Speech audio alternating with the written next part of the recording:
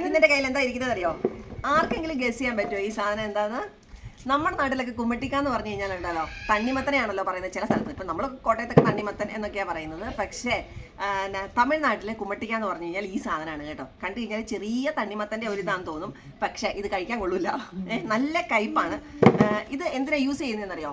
നമ്മുടെ ഈ തലയിലൊക്കെ ഈ മുടിയൊക്കെ പോയിട്ട് അവിടെ ഇങ്ങനെ പുറ്റുപോലെയൊക്കെ വരത്തില്ലേ, അങ്ങനെ ഒരുപാട് മുടി കൊഴിച്ചിലുള്ള ആൾക്കാർക്ക് ഇത് മുറിച്ചിട്ട് അതിൻ്റെ അകത്ത് നമ്മൾ ഈ നാരങ്ങ പിഴിഞ്ഞ് നാരങ്ങ നീര് തേക്കത്തില്ലേ, അതേമാതിരി ഇത് മുറിച്ച് അതിൻ്റെ അകത്തുള്ള ആ ജ്യൂസ് തലയിൽ തേച്ച് കഴിഞ്ഞാൽ മുടി അവിടെ പെട്ടെന്ന് വളരും എന്ന് പറഞ്ഞത് കൊണ്ടിട്ടാണ് ആ ഒരു മരുന്നായിട്ടാണ് അവർ യൂസ് ചെയ്യുന്നത്. കാണിച്ചു തരാം കേട്ടോ. പച്ചയ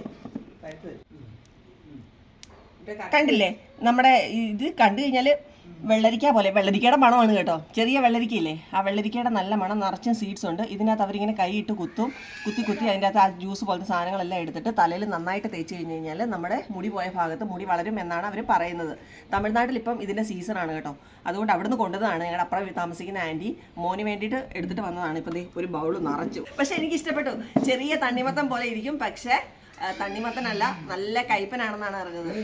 തിന്ന് നോക്കുന്ന നാമി, ഇത് നോക്കി എങ്ങനെയുണ്ടെന്ന് പറയാം.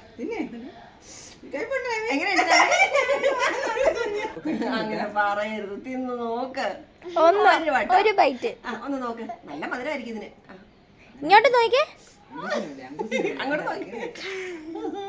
എങ്ങനെയുണ്ട്? കൊള്ളോ അതാ കയ്പാണോ?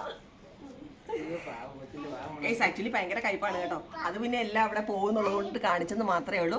പക്ഷേ ഇത് മുടിയിൽ തേച്ചാൽ നല്ലതാണെന്നാണ് പറയുന്നത്. ഞാൻ തേച്ച് നോക്കിയിട്ടില്ല. ഇനി ഇവിടുന്ന് കൊണ്ടുപോയിട്ട് 2 തേച്ച് നോക്കണം. അപ്പം മറ്റൊരു വീഡിയോ ആയിട്ട് വീണ്ടും വരാം. ബൈ.